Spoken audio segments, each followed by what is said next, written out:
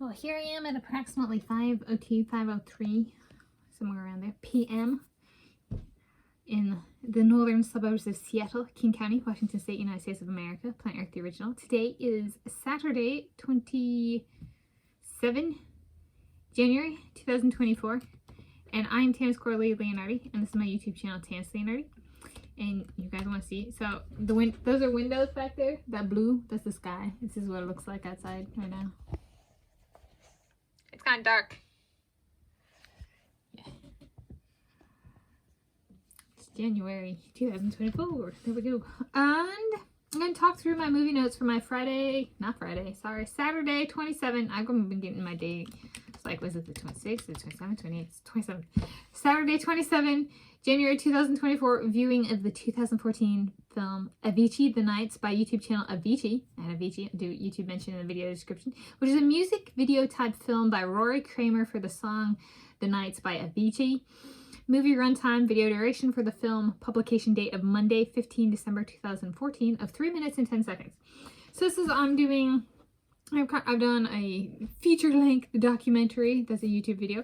I've done the kind of more standard YouTube content with a 11 minute and 47 second video from Prep Kitchen. And the movie length one was from the Hungarian Football Association. So now I'm like, well, YouTube for me, its beginnings in my life was largely music videos, so I should go back to something that maybe not the bulk of all YouTube is a staple in YouTube and has been kind of since YouTube came around, at least for me in my life. And so I'm like, all right, I'll do a music video. And I thought this one was very fitting. Is a Rory Kramer vision. Or a Rory Kramer vision. Is it a quote? Okay. And so it has Rory Kramer in it, and a lot of his video footage of him on his adventuring and doing stuff like bungee jumping and windsurfing and just kind of living a very high adrenaline life, be it jumping off cliffs or going down water tubes or just being in a city, that kind of stuff.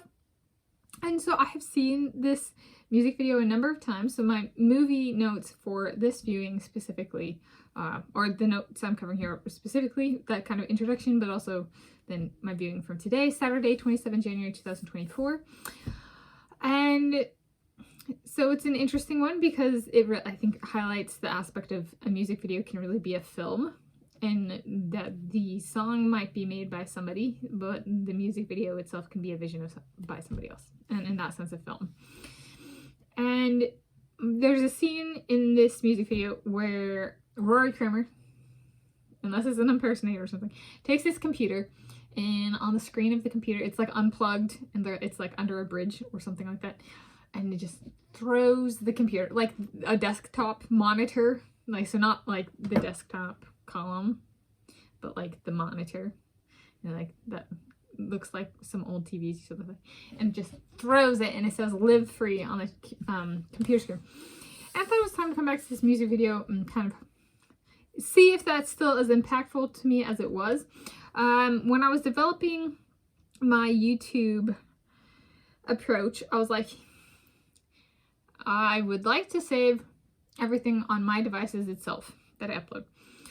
And this music video I've watched a number of times, this film, and that scene kind of stuck with me, and watching it again kind of drew back to the decision to delete my videos after I upload them and publish them to YouTube. Sometimes I don't delete 100% of the videos I upload from my device, like the original files. If you want the copies, or the originals have been siphoned off my device and I delete a copy, they're with my soulmate and or soulmates. So I do not have access to them currently because I do not live with my soulmates currently. So I think it did come into my YouTube channel conception is I would not like to, but if I really wanted to do a live free approach, like in this music video of checking one's computer, all right, this person is out there with some filming device filming themselves, so it's not completely like electronics free, completely camera free, completely device free because of how they make the video. So there's a balance there of live free. What would it mean for me and my YouTube channel? And way back when I was like, I cannot imagine it. I cannot imagine being brave enough to actually do something like that. But deleting the videos after I upload them, right? That it frees up storage space so I can live my adventure and take as many videos and photos as I want. If I delete them, right, then this storage space isn't a problem in that sense. And I was like, it would be true embodiment of living free, I feel, but I don't think I'd be brave enough to do it, and that is what I do to this day. So, and it did not used to be this way. In April 2021, I actually stopped backing up my videos that I take on my phone. And I was like, all right, I'm cutting down. I'm getting there to the live free thing. And then I think it was 2021. Somewhere in 2021, I was like, I should delete this stuff. I should actually try and live free. And it's been a really weird thing to do. I am far better tempered. That in my running helps. It's a really high intensity exercise and takes a lot of effort, and it kind of like helps just keep me even. Therapeutic, one could say. But deleting the videos has been that way as well. And especially with like one of the videos that YouTube deleted, which was actually from the month I stopped backing up to my computer, the original files. Which was the video deleted by YouTube was from that very month, and I remember I was like going back and being like, I think this is that video where I was like, I'm not doing it. If it gets deleted, it gets deleted. That's on them. If they want it, they get to put it back up. So like and I think it's great, right? It requires the platform I'm using to take accountability for their actions if they want my content and they delete it. Well, sucks for you guys. Get in control of your behavior. It puts accountability where it should be and responsibility where it should be. And it allows me to live free and accept that, right? That's part of their terms and conditions, is they're responsible for the content that's there on their platform. Them being YouTube. So I think in that sense, it's actually been great. And it was gradually running out of storage space and being like, well, I can choose to live free, or at least as close as I can while still maintaining my production, right? But it was not I cut everything off. It was a phased implementation. So in watching this video and seeing that computer, I'm like, I think I kind of fairly well did. I think it's also true for my running a bit, my road running, and my switching from externally imposed sets and that kind of stuff for athletic training to just my own and being out on the roads, through the trees. That kind of stuff that's much more living free than running around a track or swimming in a pool indoors or outdoors. Right. So that one's, I think, a very good one. And then I was thinking, okay, while I was watching this, I was like, how about projecting it forward for, like, let's say if I do live with my soulmate and we're soulmates, let's take 3. Let's take Dominique Szoboszlai, my Dominique Szoboszlai. Let's say he wants to live free. Would that for him, he's very fast and maybe he wants to run with me sometimes. But perhaps a form of living free for him, if he really wants to focus on running, would be taking the position I took when I played soccer, which was weak side or left defender. Because there's no better place you can still boot the ball, kick it far, do penalty shots, do corner kicks, that kind of stuff.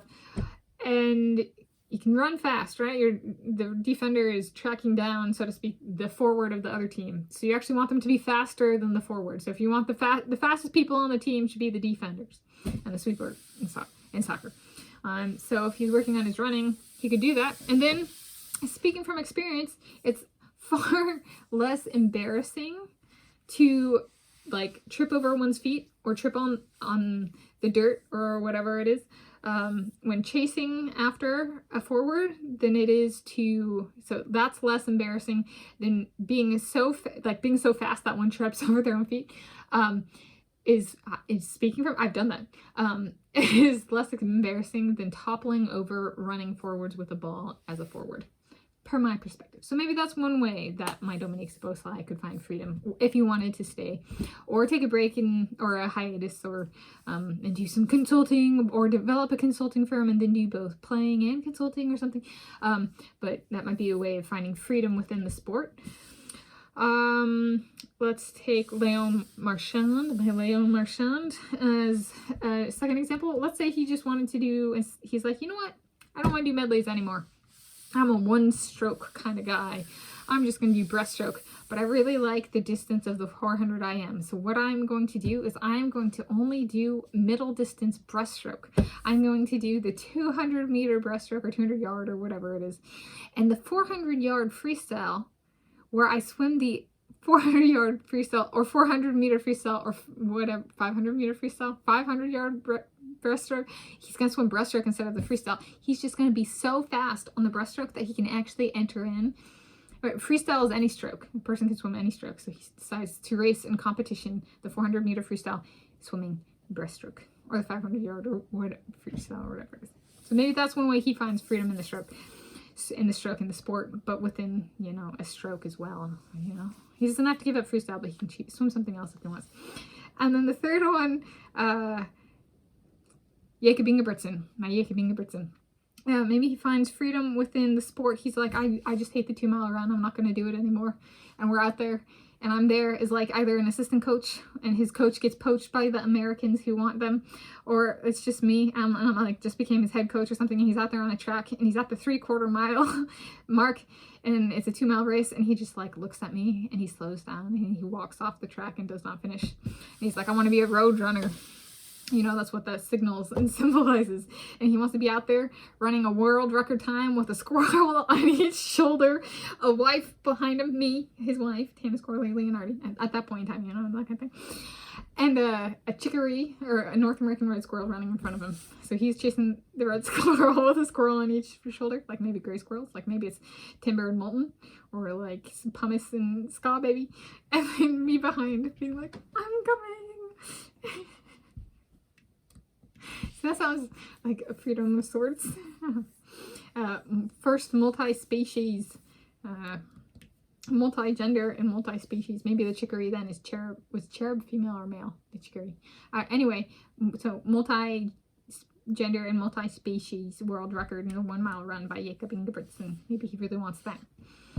Maybe his world record time is going to be the same length as this video that I'm doing movie notes for. So I don't know. It's a music video I do come back to and watch, and I've watched it a number of times. But it's still good to get the creative juices flowing, I would say. Or it used to be to get the creative juices flowing. It's changed a bit to more introspection because I have been like, should I try and like use this as inspiration in my life? And I have with YouTube, and it's been a reminder that inspiration is not necessarily always like feel good. It can be very difficult to implement something that one is inspired by in their life. And this is a music video where that's kind of the case. So that's my movie notes. I'm Tanis Coralee Leonhardi. This is my YouTube channel, Tanis Leonhardi. Got a little bit of background about the conceptualization of this YouTube channel before I started uploading my YouTube videos. And publishing back in 2017. And a little bit about me, a little bit about what happens to the videos after they're uploaded and published here, but just more specifically trying to treat music video and something I've to date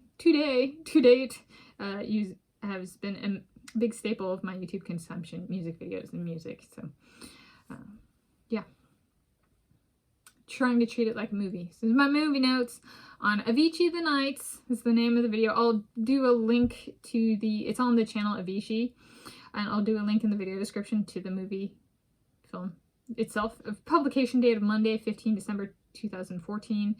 Duration 3 minutes and 10 seconds. Yeah, and it is a 2014 Avicii and Rory Kramer film. And this is my notes from my 27 January 2024 viewing. And I do think it's appropriate to put Avicii and Rory Kramer because the music is Avicii, the video, like footage and vision, Rory Kramer. All right, happy day and time of viewing to you whenever you're viewing this, and happy place of viewing wherever you're viewing this from.